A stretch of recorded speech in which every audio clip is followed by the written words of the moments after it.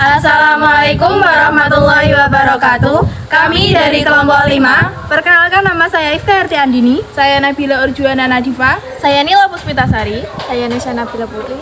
Kami di sini akan mempresentasikan tentang pemberontakan DI-TII. Pengertian DI atau TII, Negara Islam Indonesia atau disingkat NII, juga dikenal dengan nama Darul Islam atau DI, yang artinya Rumah Islam. Rumah Islam adalah gerakan politik yang diproklamasikan pada 7 Agustus 1949 atau 12 Syawal 1368 oleh Sekar Maji Marijan Kartosoewirjo di Desa Cisampah, Kecamatan Ciawiligar, Kawedanan Cisayong, Tasikmalaya, Jawa Barat. Gerakan ini bertujuan menjadikan Indonesia sebagai negara teokrasi dengan agama Islam sebagai dasar negara. Dalam proklamasinya bahwa hukum yang berlaku dalam negara Islam Indonesia adalah hukum Islam. Lebih jelas lagi, dalam undang-undangnya dinyatakan bahwa negara berdasarkan Islam dan hukum tertinggi adalah Al-Quran dan Hadis.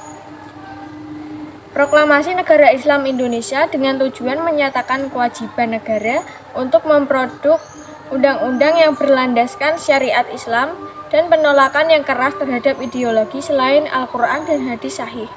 Dalam perkembangannya, DI menyebar hingga beberapa wilayah, terutama Jawa Barat. Berikut dengan daerah yang berbatasan di Jawa Tengah, Sulawesi Selatan, dan Aceh, dan Kalimantan Selatan. Berikut alasannya. 1. Pemberontakan DI atau TII di Jawa Barat. Pemberontakan DI atau TII yang dipimpin oleh Sekar Maji Marijan Kartosoewirjo atau SM Kartosoewirjo terjadi terutama di Jawa Barat dan bagian barat Jawa Tengah. Pada masa pergerakan nasional, Kartosoewirjo merupakan tokoh pergerakan Islam Indonesia yang cukup disegani. Selama penduduk Jepang, Kartosoewirjo menjadi anggota Masyumi. Bahkan ia terpilih sebagai Komisaris Jawa Barat merangkap Sekretaris 1. Dengan pengaruh, Kartosoewirjo berhasil mengumpulkan banyak pengikut yang kemudian dijadikan sebagai bagian dari Tentara Islam Indonesia atau TII. Dengan demikian, kedudukan Kartosoewirjo makin kuat. Latar belakang pemberontakan ini adalah pada 1948, pemerintah RI yang menandatangani perjanjian Renville yang mengharuskan pengikut RI mengosongkan wilayah Jawa Barat dan pindah ke Jawa Tengah. Hal ini dianggap Kartosoewirjo sebagai bentuk pengkhianatan pemerintah RI terhadap perjuangan rakyat Jawa Barat. Bersama kurang lebih 2.000 pengikutnya yang terdiri atas Laskar Hizbullah dan Sabilillah, Kartosoewirjo menolak hijrah dan mulai merintis usaha mendirikan Negara Islam Indonesia atau NII. Proklamasi NII sendiri baru dilaksanakan pada 7 Agustus 1949. Pemerintah membentuk sebuah komite yang dipimpin oleh Natsir atau Ketua Masyumi. Namun komite ini tidak berhasil merangkul kembali Kartosoewirjo ke pangkuan RI. Oleh karena itu, pada 27 Agustus 1949, pemerintah secara resmi melakukan operasi penumpasan gerombolan DI atau TII yang disebut dengan Operasi Baratayuda. Pemberontakan DI-TII di Jawa Tengah. Amir Fattah dan Kiai Samolangu merupakan tokoh yang mempelopori lahirnya DI-TII di Jawa Tengah. Selama agresi militer Belanda II, Amir Fattah diberi tugas menggabungkan laskar-laskar untuk masuk dalam TNI. Namun, setelah banyak anggotanya, ia beserta anak buahnya melarikan diri dan menyatakan bagian dari DI-TII. Amir Fattah semula bersikap setia kepada RI, namun kemudian sikapnya berubah dengan mendukung gerakan DI-TII. Perubahan sikap tersebut disebabkan oleh beberapa alasan sebagai berikut. A.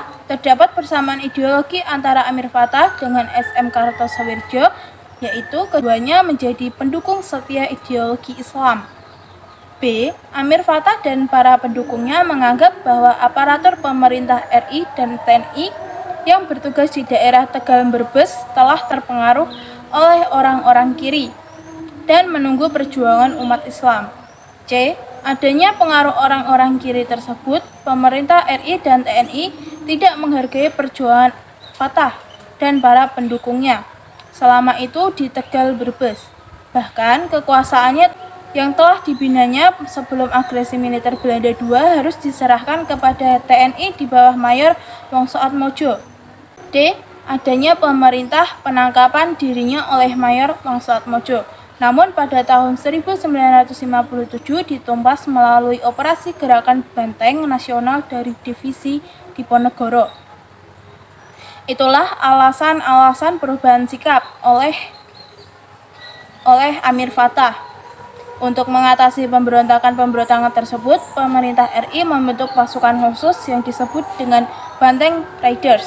Pasukan Riders ini merupakan serangkaian operasi kilat penumpasan DITII, yaitu Operasi Gerakan Banteng Negara, yang disebut juga OGBN, di bawah pimpinan Letnan Kolonel Sarbini, kemudian diganti oleh Letnan Kolonel M. Basyarun, dan kemudian dipegang oleh Letnan Kolonel Ahmad Yani.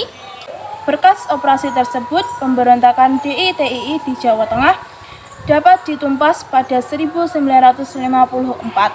Adapun yang mengatasi pembelotan Batalion 624, pemerintah melancarkan operasi Merdeka Timur yang dipimpin oleh Letnan Kolonel Soeharto. 3. Pemberontakan DITII di Aceh. Pemberontakan DITII di Aceh dimulai dengan proklamasi Daud Beruh bahwa Aceh merupakan bagian negara Islam Indonesia di bawah pimpinan Imam Kartosoewirjo pada tanggal 20 September 1953. Daud Beruh pernah memegang jabatan sebagai Gubernur Militer Daerah Istimewa Aceh sewaktu agresi militer pertama Belanda pada pertengahan tahun 1947. Sebagai gubernur sewaktu militer, ia berkuasa penuh atas pertahanan darat Aceh dan menguasai seluruh aparat pemerintahan baik sipil maupun militer. Daud Beruh juga berhasil memengaruhi pejabat-pejabat pemerintah Aceh, khususnya di daerah Pidi. Untuk beberapa waktu lamanya, Daud Beruh dan pengikut-pengikutnya dapat menguasai sebagian besar daerah Aceh termasuk sejumlah kota. Untuk segera dilakukan penumpasan pemberontakan DITII di Aceh, Operasi Pemulihan Keamanan ABRI atau TNI Polri, penyelesaian terakhir pemberontakan Daud Beruh ini dilakukan suatu musyawarah kerukunan rakyat Aceh pada bulan Desember 1962 alas prakarya Panglima Kodam I atau Iskandar Muda, Kolonel Jenderal Makarawong. 4. Pemberontakan DI atau TII Kalimantan Selatan. Pemberontakan DI atau TII yang terjadi di Kalimantan Selatan dipimpin oleh Ibnu Hajar atau mantan Letnan II TNI. Ibnu Hajar menggalang gerakan yang bernama Kesatuan Rakyat yang Tertindas atau KRYT dan menyatakan gerakan KRYT sebagai bagian dari DI atau TII yang dipimpin Kartosoewirjo. Sebagai bagian dari DI atau TII yang dipimpin Kartosoewirjo, KRYT sejak pertengahan bulan Oktober 1950 menyerang pos-pos TNI dan mengacau di sejumlah wilayah di Kalimantan Selatan. Pemerintah memberi kesempatan pada Ibnu Hajar untuk menghentikan pemberontakannya secara damai. Ia pernah menyerahkan diri dengan pasukannya. Ia diterima kembali ke dalam Angkatan Perang Republik Indonesia, tetapi ia melarikan diri dan melanjutkan pemberontakannya. Pemerintah RI akhirnya mengambil tindakan tegas dan berani. Pada akhir tahun 1959, pasukan Ibnu Hajar dapat dihancurkan. Ibnu Hajar sendiri dapat ditangkap. 5. Pemberontakan DI atau TII Sulawesi Selatan. Pemerintah berencana membubarkan Kesatuan Gerilya Sulawesi Selatan atau KGSS. Pembentukan Kahar Muzakar dan anggotanya disalurkan ke masyarakat.